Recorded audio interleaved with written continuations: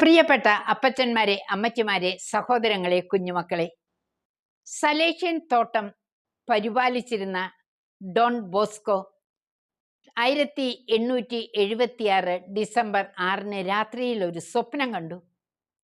മനോഹരമായ ഒരു മൈതാനത്ത് ഒരു കുന്നിൻ മുകളിൽ താൻ നിൽക്കുന്നു.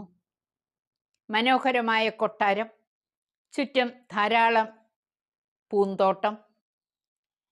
ഇതാ ഒരു ഗായക സംഘം ഡൊമിനിക്കിൻ്റെ നേതൃത്വത്തിൽ തൻ്റെ അടുത്തേക്ക് വരുന്നു. മനോഹരമായ ദൈവസ്തുതി ഗീതങ്ങൾ ആലപിച്ചുകൊണ്ട്. ഡൊമിനിക്ക് പറഞ്ഞു, സ്വർഗ കവാടത്തിലാണ് ഞങ്ങൾ.